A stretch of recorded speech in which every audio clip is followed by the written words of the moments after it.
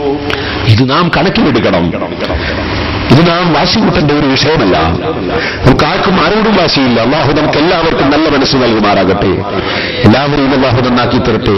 ഈ പ്രസംഗിക്കുന്ന ഞാനൊരു നബിയല്ല. എന്നിൽ അബദ്ധം വന്നിട്ടുണ്ടാകാം, അള്ളാഹു എനിക്ക് പുറത്തു തരട്ടെ. നിങ്ങളിൽ അബദ്ധം വന്നിട്ടുണ്ടാകാം, അള്ളാഹു നിങ്ങൾക്കും പുറത്തു തരട്ടെ. നമ്മൾ ആരും അമ്പിയാക്കളാണെന്ന വാദമൊന്നും നമുക്കില്ല, മലക്കുകളാണെന്ന വാദമില്ല. പക്ഷെ നമ്മളെല്ലാവരും യാത്ര പോകുന്നവരാണ്, അതിൽ നമുക്ക് സംശയമില്ല. ആ യാത്രയ്ക്ക് വേണ്ടി ഇനിയുള്ള ബാക്കിയുള്ള കാലം ഒരുങ്ങി ജീവിക്കുന്നവനല്ലേ ഭാഗ്യമുള്ളവൻ. ആ യാത്രയ്ക്ക് വേണ്ടി ചിന്തിക്കുന്നവനല്ലേ ഭാഗ്യമുള്ളവൻ. നമ്മൾ കുറെ തർക്കം കൂടാൻ വേണ്ടി പടക്കപ്പെട്ട ജനങ്ങളാണോ? പരസ്പരം കുറെ കുറ്റം പറയാൻ വേണ്ടി പടക്കപ്പെട്ടവരാണോ? കുറെ അങ്ങോട്ടും ഇങ്ങോട്ടും ചീത്ത പറയാൻ വേണ്ടി പടക്കപ്പെട്ടവരാണോ? അല്ല അല്ല. വമാ ഖലഖതുൽ ജിന്ന വൽ ഇൻസ ഇല്ലാ ലിയഅ്ബുദൂൻ. അല്ലാഹുവിനെ അറിഞ്ഞുകൊണ്ട് ഇബാദത്ത് ചെയ്യാൻ വേണ്ടി പടക്കപ്പെട്ട അടിമകളാണ് നാം. ആ ബോധത്തോടെ ജീവിച്ച് മരിക്കണം സഹോദരന്മാരെ. ആ ബോധത്തോടെ പ്രവർത്തിക്കണം സഹോദരന്മാരെ. ആ ബോധത്തോടെ നാം പ്രബോധന പ്രവർത്തനങ്ങൾ നടത്തണം സഹോദരന്മാരെ. അതുകൊണ്ടാണ് ഇത് പറഞ്ഞത്. ഖുർആൻ പറയുന്നു, നിങ്ങൾ എന്ത് ചെലവഴിച്ചിട്ടുണ്ടെങ്കിലും ഔ നദർതും മിൻ നദീർ, നിങ്ങൾ എന്ത് നേർച്ച ചെയ്തിട്ടുണ്ടെങ്കിലും ഫഇന്നല്ലാഹ യഅലമുഹു, നിശ്ചയം അല്ലാഹു അതറിയും കേട്ടോ. എല്ലാ രഹസ്യങ്ങളും പരസ്യങ്ങളും അറിയുന്ന അല്ലാഹു അതറിയും കേട്ടോ. നിങ്ങൾ നല്ലതിനാണോ ചെലവഴിച്ചത്? നല്ല നിലക്കാണോ ചെലവഴിച്ചത്? നിങ്ങൾ നല്ലതാണോ നേർച്ചയാക്കിയത്? ആ നേർച്ച നിങ്ങൾ വീട്ടിയിട്ടുമുണ്ടോ? അല്ല പ്രതിഫലം തരും കേട്ടോ. നേരെ മറിച്ച് നിങ്ങൾ ചെലവഴിച്ചത് കള്ളു കുടിക്കാനാണോ? വ്യഭിചരിക്കാനാണോ? അനാവശ്യത്തിനാണോ? ആവശ്യമില്ലാത്തതിനാണോ നിങ്ങൾ ചെലവഴിച്ചത്? അതാ തെറ്റായ കാര്യങ്ങൾക്കാണോ? വാശിക്ക് വേണ്ടിയാണോ? വൈരാഗ്യത്തിന് വേണ്ടിയാണോ? വിദ്വേഷം തീർക്കാൻ വേണ്ടിയാണോ? അസൂയയും പകയും വെച്ചുകൊണ്ടാണോ നിങ്ങൾ ചെലവഴിക്കുന്നത്? അന്നറിയും കേട്ടോ. നിങ്ങൾ നേർച്ച ചെയ്തത് തെറ്റായ കാര്യം ചെയ്യാനാണോ? കൊണ്ടോട്ടി നേർച്ചയെക്കുറിച്ച് കേട്ടിട്ടുണ്ട്. കൊണ്ടോട്ടി നേർച്ച എന്ന് പറഞ്ഞാൽ ചില പെണ്ണുകൾ നേർച്ചയാക്കുമ്പോഴും വേണ്ടി കൊണ്ടോട്ടി നേർച്ചയ്ക്ക് പോയിട്ട് ഊര കൊണ്ട് ഉണ്ടാന് ആണുങ്ങളുമായിട്ട് ഉണ്ടുണ്ടാക്കാൻ നേർച്ചയാക്കുമ്പോഴും കേട്ടതാണ് ഞാൻ. സുബ്ഹാനല്ലാഹ്. ഇങ്ങനത്തെ നേർച്ചയാണോ? ഔ നദർതും മിൻ നദീർ, നിങ്ങൾ നല്ലതാണോ നേർച്ചയാക്കുന്നത്? നിങ്ങൾ നേർച്ചയാക്കുന്ന ഖബറിൽ കിടക്കുന്ന വലിയന്റെ പേരിൽ, ഖബറിൽ കിടക്കുന്ന സയ്യിദിന്റെ പേരിൽ, ഖബറിൽ കിടക്കുന്ന മഹാന്റെ പേരിൽ ഒരു ചാക്കരി ഭക്ഷണം കൊടുത്ത് വിതരണം ചെയ്യാനാണോ നേർച്ച? കൂലി കിട്ടും, സംശയമില്ല. അല്ല, അന്നദാനത്തിനാണോ നേർച്ച? കൂലി കിട്ടും. അതെ, ആ മഹാന്റെ പേരിൽ നിങ്ങൾ നേർച്ചയാക്കുന്നത് മുതഅല്ലിമീങ്ങളെ ഭക്ഷണത്തിനാണോ? നിങ്ങൾ യതീം കുട്ടികൾക്ക് വേണ്ടിയാണോ? അഗതികൾക്കാണോ? ആ മഹാന്റെ പേരിൽ നേർച്ചയാക്കുന്നത് മോമിനീകൾ മോമിനാത്തുകൾക്ക് ഭക്ഷണം കൊടുക്കാനാണോ? വസ്ത്രം കൊടുക്കാനാണോ? എല്ലാം കൂലി കിട്ടുന്നത് തന്നെ. മരിച്ചവരുടെ പേരിൽ ധർമ്മം ചെയ്താൽ അതിന്റെ ഫലം കിട്ടുമെന്നതിൽ മരിച്ചവർക്ക് ഫലം കിട്ടും, കൊടുത്തവർക്കും ഫലം കിട്ടും. പണ്ഡിതന്മാർക്ക് തർക്കമില്ല. മരിച്ചവരുടെ പേരിൽ ഒന്നും ചെയ്താൽ ഒരു കാര്യവുമില്ലെന്ന് വാദിക്കുന്ന വേറൊരു കൂട്ടരുണ്ട്. പഠിച്ചവനെ, അവരെ സെറിൽ സമുദായത്തെ കാക്കണേ റഹ്മാനേ. മരണപ്പെട്ടവരുടെ പേരിൽ ധർമ്മം ചെയ്താൽ പ്രതിഫലം കിട്ടുമെന്നതിൽ പണ്ഡിതന്മാർക്ക് രണ്ടഭിപ്രായമില്ലെന്ന് എല്ലാ പണ്ഡിതന്മാരും ഒരുപോലെ രേഖപ്പെടുത്തുന്നു. ഇബ്നു ഹജർ ഹൈതമി തങ്ങൾ രേഖപ്പെടുത്തുന്നു, ഫത്ഹുൽ മുഈൻ മഖ്ദൂദ് രേഖപ്പെടുത്തുന്നു, ഇമാം നബവി രേഖപ്പെടുത്തുന്നു. എന്തിനധികം പറയണം? അപ്പറയുന്ന കക്ഷികളില്ലേ, മരിച്ചവരുടെ പേരിൽ ചെയ്താൽ ഫലം കിട്ടൂല എന്ന് പറയുന്നവരില്ലേ, അവരേറ്റം ബഹുമാനിക്കുന്ന ഇബ്നു തൈമിയ്യ വരെ മരിച്ചവരുടെ പേരിൽ ധർമ്മം ചെയ്താൽ, മരിച്ചവരുടെ പേരിൽ സദഖ ചെയ്താൽ, മരിച്ചവരുടെ പേരിൽ ഖുർആൻ ഓതിയാൽ, മരിച്ചവരുടെ പേരിൽ ലാ ഇലാഹ ഇല്ലല്ലാഹ് ചൊല്ലിയാൽ, മരിച്ചവരുടെ പേരിൽ സൽക്കർമ്മം ചെയ്താൽ അത് അതുകൊണ്ട് ഉപകാരം മരിച്ചവർക്ക് കിട്ടുമെന്നതിൽ രണ്ടഭിപ്രായമില്ലെന്ന് തന്നെ അദ്ദേഹത്തിന്റെ ഫതാവയിൽ രേഖപ്പെടുത്തുന്നു. പറഞ്ഞ വാചകം കേട്ടിട്ടില്ലേ നിങ്ങൾ? അമ്മത്തസദ്ദുഖു അനിൽ മയ്യിതി ലിമൻ യഖറഉൽ ഖുർആന ബഗൈരിഹിം യൻഫഉ ദാലിക ബിഇത്തിഫാഖിൽ മുസ്ലിമീൻ. ഇബ്നു തൈമിയ്യയുടെ വാചകമാണ്. മയ്യിത്തിന്റെ പേരിൽ ഖുർആൻ ഓതുന്നവർക്കും ഖുർആൻ ഓതാത്തവർക്കും ധർമ്മം ചെയ്യുന്നുണ്ടല്ലോ, അത് മയ്യിത്തിന് ഉപകരിക്കുമെന്നതിൽ മുസ്ലിം ലോകത്ത് രണ്ടഭിപ്രായമില്ല. മുസ്ലിം പണ്ഡിതന്മാരതിൽ യോജിപ്പിലാണ്. ഇത് പറഞ്ഞിട്ട് അദ്ദേഹം പറഞ്ഞു, അതുപോലെ ഇദാ ഖറഅൽ ഖുർആന വഅഹ്തസിബൽ, പടച്ചവന്റെ കൂലി കിട്ടണമെന്ന് ഉദ്ദേശിച്ചതാണ് ഖുർആനോദി. വഹദാ സവാബഹു ഇലൈഹി, മരിച്ച മയ്യിത്തിലേക്ക് അതിന്റെ ഫലം കിട്ടാൻ വേണ്ടി ഹദിയ ചെയ്താൽ യൻഫഉഹു ദാലിക, അതേ അപ്പോലെ അതാ മയ്യിത്തിന് അതുകൊണ്ട് ഉപകാരം ലഭിക്കുന്നതാണ് കേട്ടോ. ഇന്നത് പറ്റില്ല എന്ന് പറയുന്ന കക്ഷികൾ ഒരുപോലെ ബഹുമാനിക്കുന്ന ഇബ്നു തൈമിയ്യ എന്ന പണ്ഡിതൻ അദ്ദേഹത്തിന്റെ ഫതാവയിൽ തന്നെ ഇക്കാര്യം രേഖപ്പെടുത്തുന്നു. മുസ്ലിമീങ്ങളെ, അതുകൊണ്ട് നിങ്ങൾ ഓർത്തോളണം, മരിച്ചവരുടെ പേരുള്ള സദഖ ഫലം കിട്ടുന്നത് തന്നെ, അവരുടെ പേരുള്ള ഖുർആനോത്ത് ഫലം കിട്ടുന്നത് തന്നെ, അവരുടെ പേരുള്ള ദുആ ഫലം കിട്ടുന്നത് തന്നെ, അവരുടെ പേരുള്ള ദിക്റും സലാത്തും ഫലം കിട്ടുന്നത് തന്നെ, അവരെ മഖ്ബറയിൽ വഅദ് പറയുന്നത്, മഖ്ബറയുടെ സമീപത്ത് വഅദ് പറയുന്നത് പുണ്യകർമ്മം തന്നെ. സഹീഹുൽ ബുഖാരി മറിച്ചു നോക്കൂ നിങ്ങൾ. ഖുർആൻ കഴിഞ്ഞ മുസ്ലിമീങ്ങൾക്ക് വലിയ പ്രമാണമല്ലേ സഹീഹുൽ ബുഖാരി. ആ ബുഖാരിയിൽ നിങ്ങൾക്കൊരു അധ്യായം കാണാം. അധ്യായത്തിന്റെ പേരെന്താണെന്നറിയോ? ബാബു മൗഇദത്തിൽ മുഹദ്ദിസി ഇൻദൽ ഖബറി വഖൂദി അസ്ഹാബിഹി ഹൗലഹു. ഒരു പണ്ഡിതൻ ഖബറിന്റെ അടുക്കൽ വെച്ച് വഅദ് പറയുന്നതിനെ കുറിച്ച് പറയുന്ന അധ്യായം.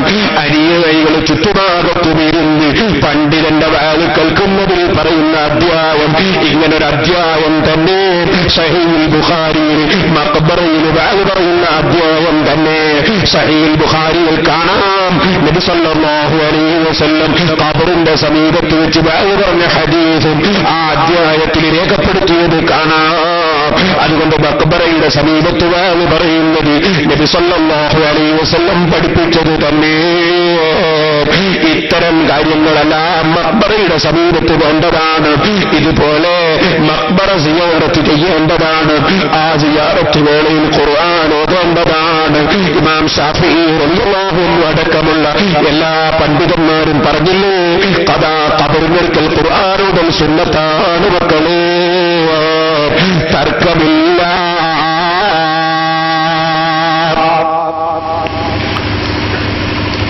ഖബറിനടുക്കൽ ഖുർആൻ ഓത്ത് വേണം, ദിക്ർ ചൊല്ലൽ വേണം. മരിച്ചവരുടെ പേരിലൊക്കെ ചെയ്തിട്ട് ഫലം ഉണ്ടാവുമോ എന്ന് ചിലർക്ക് സംശയമാണ്. കൂടുതൽ ചിന്തിക്കാത്തത് കൊണ്ടാണ്, കൂടുതൽ പഠിക്കാത്തത് കൊണ്ട്. അല്ലാഹുവേ കൂടുതൽ പഠിക്കാനുള്ള ഭാഗ്യം നൽകട്ടെ. അവരെയും ചീത്ത പറയണ്ട, അവരെയും തൊലി പറയണ്ട. അവർ നന്നാവില്ലേ വേണ്ടത്? നമ്മൾ ആരെയും ചീത്ത പറയുന്നില്ലല്ലോ. പണ്ഡിതന്മാർ ഉത്തരവാദിത്വം ചീത്ത പറയില്ലല്ലോ.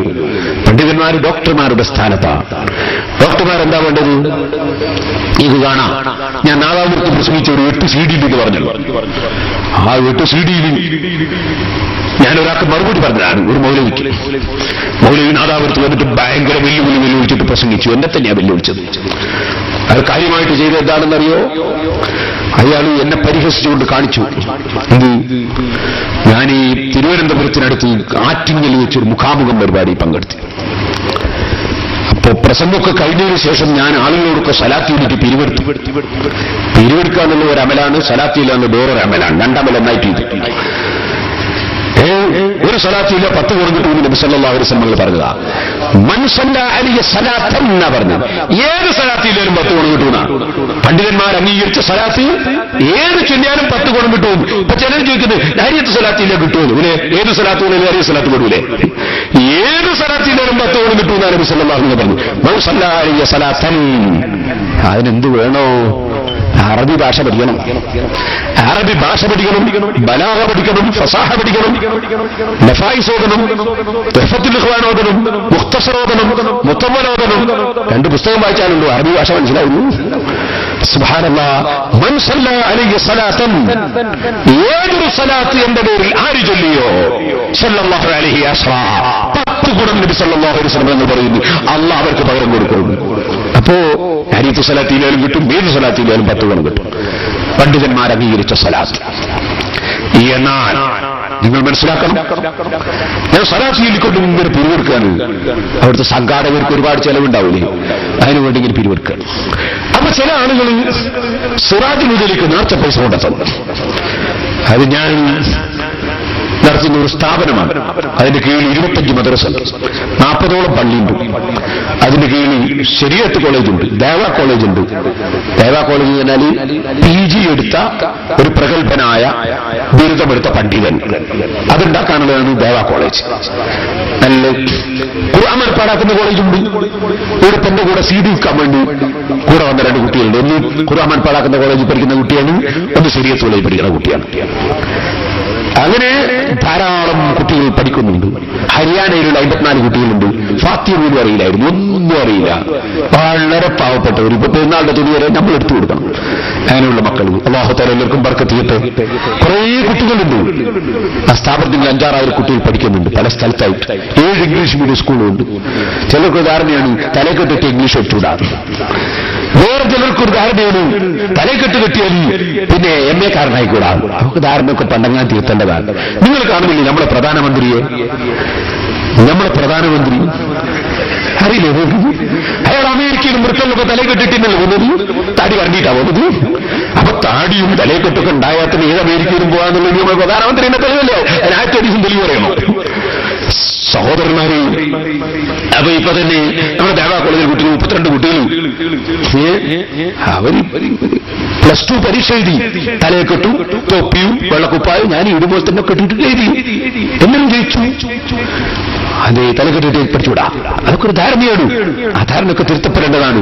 നാദാപുരത്ത് വന്ന് പ്രസംഗിച്ച മൗലവി പറഞ്ഞു, എനിക്ക് തലക്കെട്ടിനോട് തൊപ്പോഴും ഭയങ്കര വെറുപ്പാണ്. നാദാപുരത്തെ എന്റെ 2ാമത്തെ 5 CD ഉണ്ട്. അത് കേൾക്കുമ്പോൾ നിങ്ങൾക്ക് അതിൽ കാണാം. അയാളെ പ്രസംഗം നേരിട്ട് തന്നെ കേൾക്കാം. അത് തലക്കെട്ടിനോട് തൊപ്പോഴും എനിക്ക് ഭയങ്കര വെറുപ്പാണ്. അയാളെന്താ കാരണം പറഞ്ഞല്ലോ? ഈ അജ്മീറിലൊക്കെ തൊപ്പി ധരിച്ചിട്ടും തലക്കെട്ടിട്ടും തട്ടിപ്പ് നടത്തുന്ന ഒരുപാട് ആളുകളുണ്ട്. അപ്പൊ ഞാൻ ചോദിച്ചു, ഒരുപാട് ആൾ പേന്റ് കുടിച്ചിട്ടും മുണ്ടെടുത്തിട്ടും കക്കാൻ പോകുന്നുണ്ട്, കള്ളു കുടിക്കുന്നുണ്ട്. അതുകൊണ്ട് ഇയാളെ ഇപ്പൊ ഇതും കൂടി ഒഴിവാക്കിയിട്ട് നമ്മളിതൊക്കെ കണ്ടു വരുമല്ലോ എന്ന് ഞാൻ പ്രസംഗത്തിൽ മറുപടി പറഞ്ഞു. നിങ്ങൾക്ക് ആ CD കേൾക്കാം. സഹോദരൻ ആരോ തെറ്റിയുകൊണ്ട് മറ്റുള്ളവർക്ക് ഒഴിവാക്കല. ഈ എന്തൊരു സങ്കടമാണ്. ബുദ്ധിയില്ലാതെ ആയിപ്പോൾ അല്ലാഹു തആല എല്ലാവർക്കും നല്ല ബുദ്ധി കൊടുക്കട്ടെ. ഞാൻ ആ ഭാഗത്ത് മക്കൾക്ക് CD കേൾക്കുമ്പോൾ കേൾക്കാം. ഇപ്പൊ ഞാൻ അതിനൊക്കെ കിടക്കുന്നില്ല. അപ്പൊ ഇയാളെന്താ ചെയ്തറിയോ? ഞാൻ ഈ ആറ്റിങ്ങൽ വെച്ച് മുഖാമുഖത്തും കഴിഞ്ഞിട്ട് ഇങ്ങനെ പിരിവെടുക്കുന്ന സമയത്ത് ചില ആളുകൾ നേർച്ച പൈസ കൊടുത്തു. ഇപ്പൊ ഇവിടെ വന്നപ്പോൾ എനിക്ക് സിറാജുലേക്ക് പറയും നേർച്ച പൈസ കൊടുത്തായിരുന്നു. അല്ലാഹു ആ സ്ഥാപനത്തിന് അന്നൊരു ബർക്കത്താണ്. എത്ര അത്ഭുതങ്ങളും, വെള്ളപ്പാണ്ട് രോഗം മാറിയവർ മുതൽ ക്യാൻസർ രോഗം മാറിയവർ മുതൽ എത്ര അത്ഭുതങ്ങൾ. സിറാജുൽ ഹുദ അത്ഭുതങ്ങൾ എന്നൊരു പുസ്തകമുണ്ട്. ഒരു 10 റുപ്യങ്ങൾ അതിന്റെ അച്ചടി പൈസകൾ കൊടുത്തിട്ട് ഇവിടുന്ന് വാങ്ങി വായിച്ചു നോക്കണത്. അത് മുഴുവനും അനുഭവങ്ങൾ എഴുതിയതാണ്. 50 കത്ത് പുതിയത് ഞാനതിൽ പ്രസിദ്ധീകരിച്ചിട്ടുണ്ട്. മുമ്പ് വേറെ പുസ്തകത്തിൽ ഇറക്കിയിരുന്നു. അതല്ല, പുതിയത് മുഴുവൻ അത്ഭുതങ്ങളാണ് അല്ലാഹു തആല സ്ഥാപനത്തിന് തന്നത്.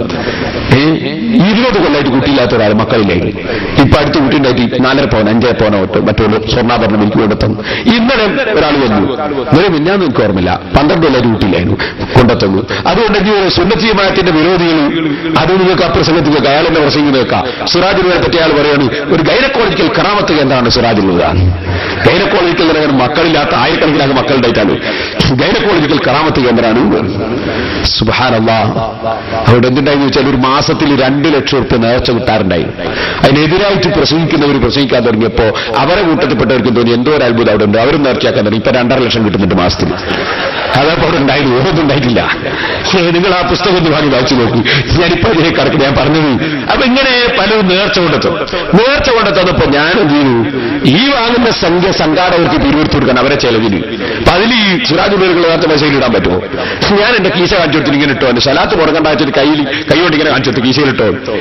ആദ്യ ചങ്ങാതികൾ പിടിച്ചു കൊണ്ടുപോയി എല്ലാവരും കൊണ്ട് കണ്ടോ പേരോട് വലിയ പൈസ കവറിൽ വരുമ്പോൾ സ്വന്തം കീശയിലിട്ടോ എന്നാ പറയുന്നത്. സുബ്ഹാന ജല്ല ജലാലു. പിന്നെ പൈസ ഇട്ട് അവന്റെ സുർബോട് പോലെ കണ്ണിലാ വെക്കുക, കീശയിലല്ലാതെ അവിടെ വെക്കുക.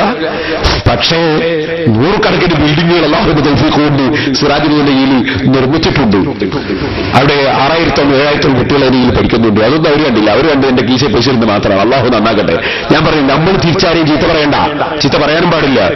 ഡോക്ടർമാരുടെ ഉത്തരവാദിത്തമാണ് പണ്ഡിതന്മാർ. ഡോക്ടർമാരുടെ ഉത്തരവാദിത്തം എന്താണ്? രോഗികളെ കാണുമ്പോൾ സഹതാപം. പഠിച്ചവനെ ഇയാൾ രോഗിയായി പോയല്ലോ, അല്ലാതെ രോഗിയോട് വെറുപ്പല്ല.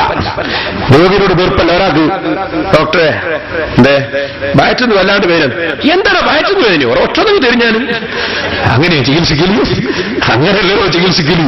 പിന്നെ വയറ്റിൽ വേദനയുണ്ടല്ലേ, അപ്പൊ ഈ ഡോക്ടർക്ക് അലിവ് തോന്നണം. ഇതുപോലെ വിവരമുള്ളവർക്ക് വിവരമില്ലാത്തവരോട് അലിവാണ് തോന്നേണ്ടത്, സഹതാപമാണ് തോന്നേണ്ടത്, ശത്രുതയല്ല. അപ്പൊ എന്ത് ചെയ്യുക? ഡോക്ടർ ഒരു സൂചി വെക്കണം. സൂചി വെക്കണമെങ്കിൽ തന്നെ ഈ ഡോക്ടർ പെട്ടെന്ന് സൂചി എടുത്ത് കുത്തരുത്, പിന്നെ ഒരു ചെറിയ സൂചി വെച്ചൂടെ.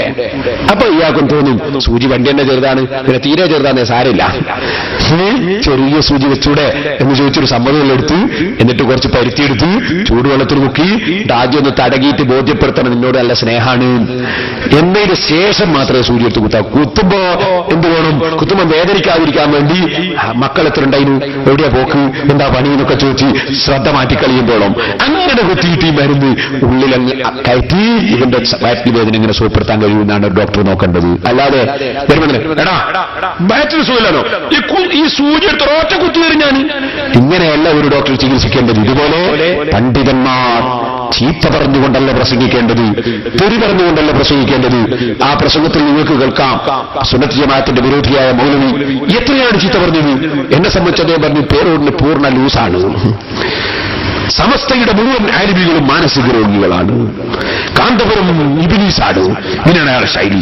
ഇതൊരു ഇസ്ലാമിക പ്രബോധകൻ അനുയോജ്യമാണോ? നിങ്ങൾക്ക് അയാളുടെ ശബ്ദം തന്നെ കേൾക്കാം, എന്റെ അടുത്ത് പറഞ്ഞതല്ല. അതുകൊണ്ട് ഞാൻ നിങ്ങളോട് പറയുന്നു, നാം ശത്രുത വെച്ചുകൊണ്ട് ജീവിക്കേണ്ടവരല്ല, നാം അക്രമവാസന വളർത്തേണ്ടവരല്ല, ഭീകരവാദികളാവേണ്ടവരല്ല. നാം അള്ളാഹുവിന്റെ അടിമകളാ. അള്ളാഹു എല്ലാ രഹസ്യങ്ങളും പരസ്യങ്ങളും അറിയുന്നവരാ. നാം സത്യത്തിന്റെ വക്താക്കളാകണം, സത്യത്തിന്റെ പ്രചാരകരാകണം. അത് പടച്ച റബ്ബിന്റെ തൃപ്തിക്ക് വേണ്ടിയാകണം. അവിടെ വാശിയില്ല, വഴക്കില്ല, വിദ്വേഷമില്ല, വൈരാഗ്യമില്ല. ഞാനൊരു ചെറിയ മോഡൽ നിങ്ങൾക്ക് കാണിച്ചട്ടെ. അദ്ദേഹം എന്നെ വെല്ലുവിളിക്കാൻ. എന്താണ് വെല്ലുവിളി പറയൂ? എന്താ വിഷയം എന്ന് ആദ്യം ഞാൻ പറയാം. കുറേ ചോദ്യങ്ങൾ വന്നു അവിടെ വെച്ച്, ആറ്റിങ്ങിൽ വെച്ച്. അതിലൊരു ചോദ്യം എന്താണെന്നറിയോ? ഒരു ചോദ്യം സ്ത്രീധനത്തെ സംബന്ധിച്ചാണ്. ഞാൻ പറഞ്ഞു, സ്ത്രീധനമാകാനത്താണ് ഒരു പണിയാണ്. ഒരു പെണ്ണിട്ടുമ്പോൾ എന്തെങ്കിലും പൊന്നിങ്ങോട്ട് കിട്ടണം, അല്ലെ സ്വർണം കിട്ടണം, അല്ലെങ്കിൽ പണം കിട്ടണം ചിന്തിക്കുന്നത് താഴ്ന്ന പണിയാണ്. അത് മാനമായ പരിപാടിയല്ല. പക്ഷേ സ്ത്രീധനം ഹറാമാണെന്ന് നിങ്ങൾ ഫത്വ കൊടുക്കരുത്. അതിന്റെ ഒരു കാര്യം ഹറാമാക്കാനും ഹറാമല്ലാതാക്കാനുമൊന്നും നമുക്ക് അധികാരമില്ല. അത് പരിശുദ്ധ ഖുർആൻ, നബി സല്ലല്ലാഹു അലൈഹി വസല്ലം ഹദീസ്, ഇമാമിങ്ങളുടെ വാചകങ്ങൾ തെളിവില്ലാതെ നമുക്കൊരു കാര്യം പറയാൻ പറ്റില്ല. അതുകൊണ്ട് സ്ത്രീധനം എന്ന് പറയുന്ന വാചകത്തിന്റെ വ്യാപ്തിയിൽ ചിലപ്പോൾ ഹലാലും പെട്ടേക്കും. എങ്ങനെ? ഒരു സ്ത്രീ ഭർത്താവിന് പൊരുത്തപ്പെട്ട് എന്തെങ്കിലും കൊടുക്കുന്നു, അല്ലെങ്കിൽ സ്ത്രീയുടെ ബാപ്പ പൊരുത്തപ്പെട്ടിട്ട് വരണ്ട് എന്തെങ്കിലും കൊടുക്കുന്നു, അത് ഹറാമാണെന്ന് പറയാൻ വകുപ്പില്ല.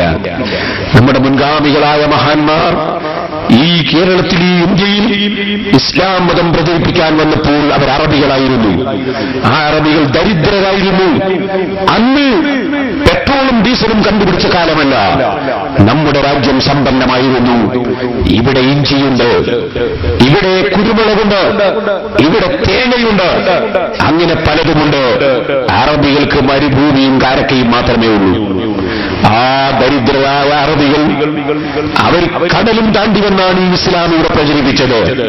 അന്ന് സഹോദരന്മാരെ, ഞാൻ വന്നതുപോലെ കാറിൽ വന്നതല്ല, പ്ലെയിനിലും ട്രെയിനിലും വന്നതല്ല. വെറും ചെറിയ പായക്കപ്പലിൽ കയറി മാസങ്ങളോളം അറബിക്കടലിലെ തിരമാലകളോട് മല്ലടിച്ച്, അന്ന് ടോർച്ച് കൈവശം വെക്കാൻ അന്ന് ബാറ്ററിയില്ല, ഇലക്ട്രിക് സംവിധാനങ്ങളില്ല, അന്ന് തണുത്ത വെള്ളവും ചൂടുവെള്ളവും സൂക്ഷിക്കാൻ സംവിധാനമില്ല.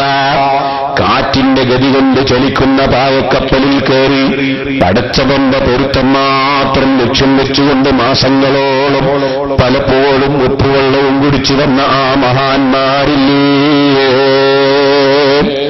വന്നത് ദുന്യാവിന് വേണ്ടിയല്ല, കാര്യലാഭത്തിനു വേണ്ടിയല്ല. യഹ്ദിയല്ലാഹു ബിക റജുലൻ ഖൈറുൻ ലക മിനദ് ദുനിയാ വമാ ഫിഹാ. നീ കാരണമായി ഒരൊറ്റ മനുഷ്യനെ അല്ലാഹ് സന്മാർഗത്തിലാക്കിയാൽ ദുനിയാവിലുള്ളത് മുഴുവനും കിട്ടുന്നതിനേക്കാൾ, ദുനിയാവ് കിട്ടുന്നതിനേക്കാൾ നിനക്ക് ഖൈറാണ് കേട്ടോ എന്ന നബി സല്ലല്ലാഹു അലൈഹി വസല്ലം തങ്ങളുടെ പ്രസ്താവന വിശ്വസിച്ചുകൊണ്ട് ദുനിയാവ് മുഴുവനും പോയാലും ഒരാൾ നന്നാകുന്നതല്ലേ ഖൈറെന്ന് മനസ്സിലാക്കി ആ മഹാന്മാര് നമ്മുടെ ഇന്ത്യ രാജ്യത്ത് വന്നു. ഇവിടെ സ്വീകരിക്കാൻ അന്ന് കമ്മിറ്റികളില്ല, ജമാഅത്തുകളില്ല, SSF ഇല്ല, SYS ഇല്ല, അതേ സമസ്തയില്ല, ഒരു സംഘടനയുമില്ല. അക്കാലഘട്ടത്തിൽ പരിശുദ്ധ ഇസ്ലാമിന്റെ പ്രചരണത്തിന് വേണ്ടി വന്ന ആ മഹാന്മാർ നേരത്തെ ഇവിടെ അധ്യക്ഷൻ പറഞ്ഞതുപോലെ ഒരു സംഘടനയും ഒന്നുമില്ലാത്ത കാലത്ത്, ഇവിടെ പോകട്ടെ ഒരൊറ്റ മുസ്ലിമില്ലാത്ത കാലത്ത്, അന്യമതസ്ഥർ മാത്രം ജീവിക്കുന്ന ഇന്ത്യയിലേക്ക് പടച്ചവന്റെ മേൽ തവക്കുലാക്കി വന്ന മഹാന്മാരില്ലേ,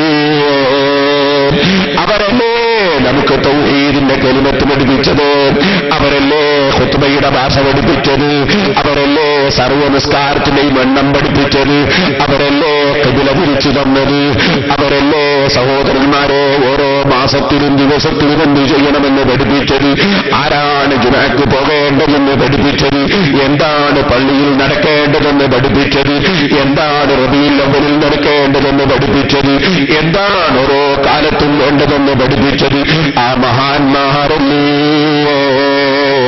അവര് നിർമ്മിച്ച പള്ളികൾ ഇന്നും അതാ നിലനിൽക്കുന്നില്ലോ. ആ മഹാന്മാരുണ്ടല്ലോ, ദരിദ്രരായ ആ മഹാന്മാരിവിടെ വന്നപ്പോ അവർക്ക് വിവാഹം കഴിക്കാനുള്ള സാമ്പത്തിക ശേഷിയില്ല. ഇവിടെയുള്ള പലരും പറഞ്ഞു, നിങ്ങൾക്ക് നമ്മളെ മകളൊക്കെ വിവാഹം കഴിപ്പിച്ചു തരാം, സ്നേഹമാണ്, ബഹുമാനമാണ്. ഞങ്ങളടുത്ത് മഹർ കൊടുക്കാൻ പൈസ ഇല്ലല്ലോ, ഞങ്ങളടുത്ത് തുണിയെടുക്കാൻ പണമില്ലല്ലോ. നിങ്ങളെ ഭാര്യനെ കെട്ടിയാലും പെണ്ണിട്ടിയാൽ മതിയോ, താമസിക്കാൻ സൗകര്യം ചെയ്യണേനും ആറുണ്ടാക്കാൻ പൈസ ഇല്ലല്ലോ, പിന്നെ ഭക്ഷണം കൊടുക്കാനും പൈസ ഇല്ലല്ലോ, ഞങ്ങളെന്താ ചെയ്യാ? അപ്പോൾ ഈ പെൺകുട്ടികളെ ബാപ്പമാര്, പെൺകുട്ടികളെ കുടുംബക്കാർ പറഞ്ഞു, അത് നിങ്ങൾ ബേജാറാണ്ട, നിങ്ങൾക്ക് വേണ്ടൊക്കെ നമ്മൾ തന്നെ തരാം. അങ്ങനെ ദരിദ്രരായ അറബികൾക്ക് ഈ രാജ്യത്തുള്ള സാമ്പത്തിക ശേഷിയുള്ള മുഅ്മിനീങ്ങൾ മകളെ കെട്ടിച്ചു കൊടുക്കുന്നതിന്റെ പുറമെ ഈ പുതിയാപ്പന്മാർക്ക് ആവശ്യമായ സാമ്പത്തിക സഹായവും ചെയ്തു, അതവർ സ്വീകരിച്ചു. അങ്ങനെയാണ് ഇവിടെ സ്ത്രീധന സമ്പ്രദായത്തിന്റെ തുടക്കം. പക്ഷേ അതൊരാവശ്യത്തിന് വേണ്ടി വാങ്ങിയതാണവർ. ഇപ്പോൾ ചെറുപ്പക്കാരുടെ പോലെ ചോദിച്ചു വാങ്ങുകയാണ്, അവിടെയാ താണവണിയാണ് ഞാൻ പറഞ്ഞു. അവകാശമൊന്നുമില്ലതിൽ, ചോദിച്ചു വാങ്ങാനുള്ളതല്ല, പൊരുത്തപ്പെട്ടു തന്നാൽ വാങ്ങുന്നതിന് വിരോധമില്ല. ഇതാണ് അതിന്റെ യഥാർത്ഥ നിയമം. ഈ സ്ത്രീധനത്തിന്റെ പേരിൽ പെൺകുട്ടികളെ പീഡിപ്പിക്കരുത്. എന്റെ വേല കേൾക്കാൻ വേണ്ടി ഒന്നുമാരോട് ഞാൻ പറയാണ്, ഇപ്പൊ പൊന്നിന് വില കൂടിയ സമയം. ചിലപ്പോ ചിലന്മാര് മകന്റെ ഭാര്യന്റെ കഴുത്തിലും കാതിലൊക്കെ ഇപ്പം തൂക്കി വെക്കാൻ തോന്നും, ഇബ്ലീസ് ചിലപ്പം തോന്നിപ്പിക്കും. അതല്ലേ ശൈത്താന്റെ പണി. ശൈത്താൻ എപ്പോഴും മനുഷ്യന്മാരെ തമ്മിൽ തെറ്റിക്കാനേ ശ്രമിക്കുള്ളൂ. ശൈത്താൻ ഓരോരുത്തർക്കും ഓരോ ഡ്യൂട്ടിയാണല്ലോ. മൂപ്പര് ഡ്യൂട്ടി നന്നായിട്ട് വരും, മൂപ്പര് ഡ്യൂട്ടി നിർവഹിക്കുന്നുണ്ടല്ലോ ശൈത്താൻ. إنما يريد الشيطان أن يوقع بينكم العداوة والبغضاء. ശൈത്താൻ നിങ്ങൾക്കിടയിൽ ശത്രുത ഉണ്ടാക്കാനാണ് ഉദ്ദേശിക്കുന്നത്, നിങ്ങൾക്കിടയിൽ വെറുപ്പുണ്ടാക്കാനാണ് ഉദ്ദേശിക്കുന്നത് എന്ന് ഖുർആൻ പറയുന്നു. ബഹുമാനപ്പെട്ട സ്വാഗതം പറഞ്ഞ തങ്ങളവരുകൾ സങ്കടപ്പെടേണ്ടതില്ല. അല്ലാഹു ഇവിടെയുള്ള സയ്യിദന്മാർക്കൊക്കെ ബർക്കത്ത് ചെയ്യട്ടെ. തങ്ങളവരുകളോട് ആരോ പോയി പറഞ്ഞു കൊടുത്തതായിരിക്കാം ഈ നല്ല നിലക്കുള്ള നേർച്ചയ്ക്ക് പകരം ഒരു റിബൽ നേർച്ച വരാൻ സാധ്യതയുണ്ട് എന്നത് ബഹുമാനപ്പെട്ടവർ വിശ്വസിച്ചിട്ടില്ലെന്നാണ് പറഞ്ഞതിൽ എനിക്ക് മനസ്സിലായത്.